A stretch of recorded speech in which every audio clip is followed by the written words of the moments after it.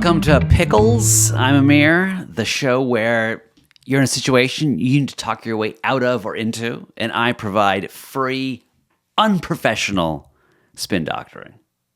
There probably is some sort of professional licensing, but I'm not going to look into it. Okay, we got 3 today. Let's get right into it. First one. There is a coworker down the hall who never closes their door, and I can hear every word of their conversations, even with my door closed. They're really nice, but how do I tell them politely to shut it? Okay, I know this is not written about me. I'm reasonably sure it's not. Nevertheless, I feel called out by it. Yeah, sometimes some people say I'm a little on the loud side.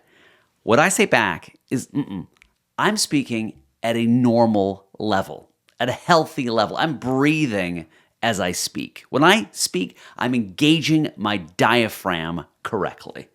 How do I know that? I Googled it, and it left me more confused than beforehand, but it doesn't matter. I know where I am on this. Okay, let's start with this. Have you ever thought that the reason this person is speaking so loudly is because they want you to listen to them? That's right. People want to be heard, and that actually includes being overheard as well.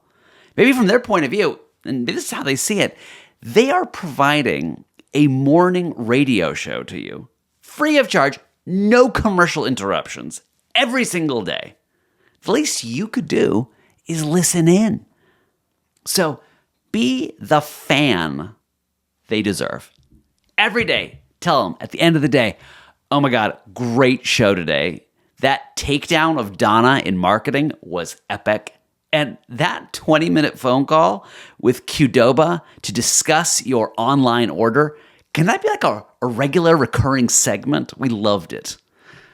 Oh, by the way, we also only heard one side of the conversation with your dermatologist, but I asked around. All of us think if it feels good, scratch it.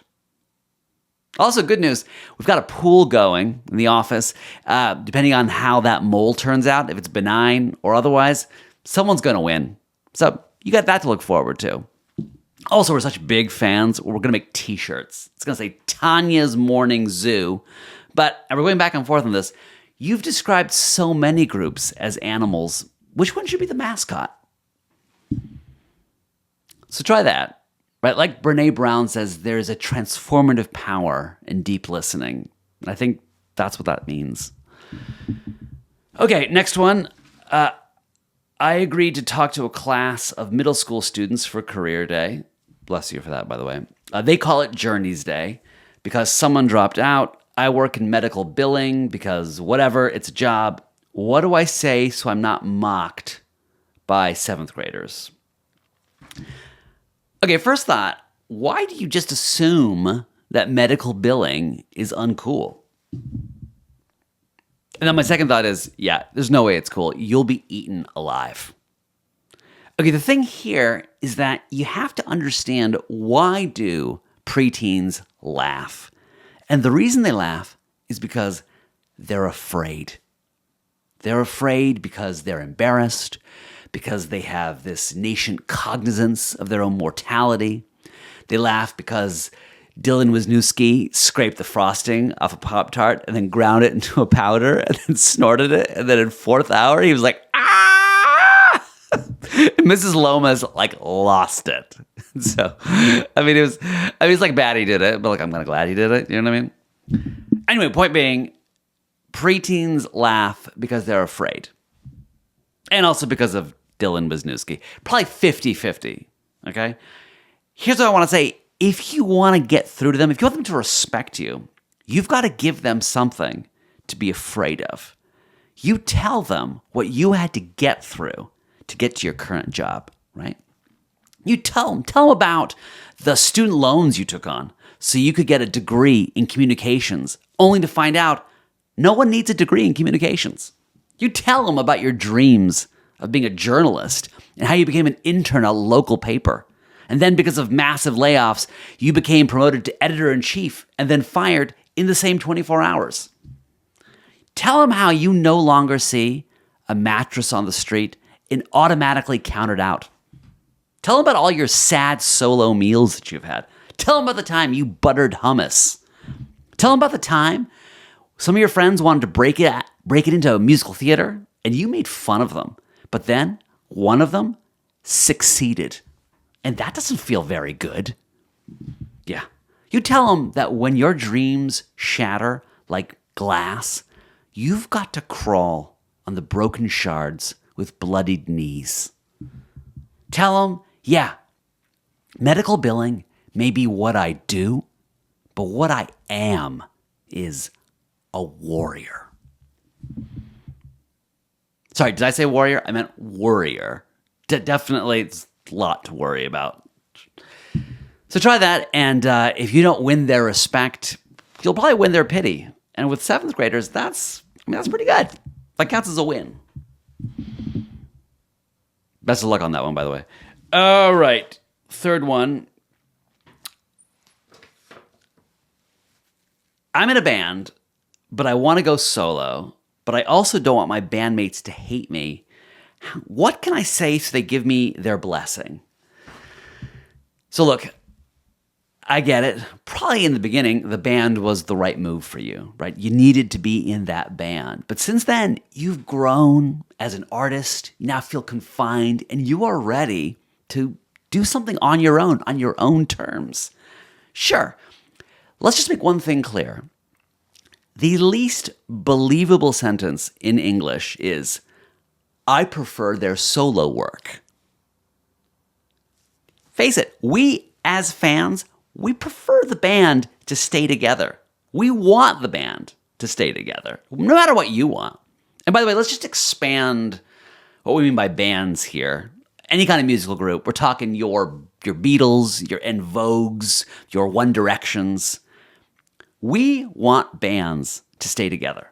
Fundamentally. They are the first love stories we truly believe in, right? That's why we want them to be together. And now you, of course, just want to destroy the whole thing because of your delusions of grandeur. Because one day you looked in the mirror and you actually said to yourself, I think in this situation, I am Beyonce. Is it worth it? Is it worth breaking our hearts? Not to say that you can't be successful, just know that deep down, we would wish you to do it in the band still. This is how much we love bands. Bryan Adams is a solo artist. His most famous song is about how he was once in a band, it broke apart, and he thinks about it every day. This is how much we love bands. Right now, tens of thousands of people are talking to their therapists about their parents' divorce when they know, deep down, the real trauma, the breakup of the Spice Girls. Yeah, but we can't talk about it because it hurts too much. Hey, how many early 2000s Brooklyn-based synth pop duos are you mourning? Answer, all of them. So next time you think you want to go solo, this is what you should do. You should go to your bandmates. You should say, hey, gang, I want to recommit to us. I've booked a photographer. We're going to go down to the beach, and we're going to have a traditional Celtic hand fasting ceremony that I read about in an issue of The Knot I found in my yoga studio bathroom. We're going to go down there. We're going to have our right hands bound together with a single ribbon by an officiant. And with our left hands, we're going to take recorders, and we're going to play a medley of Destiny's Child and the Pixies. Yes, that will be difficult with one hand. That's kind of the point. You tell that to your bandmates, and I guarantee you, they will beg you to go solo. Now, of course, this raises the question, very valid question. Amir, you appear to be a solo artist yourself, right? Where's your other person?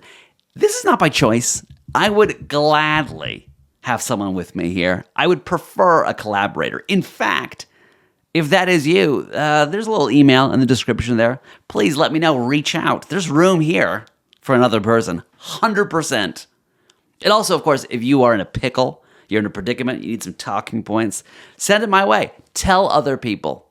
Okay? So I'll see you in a couple weeks. Until then, keep it pickled.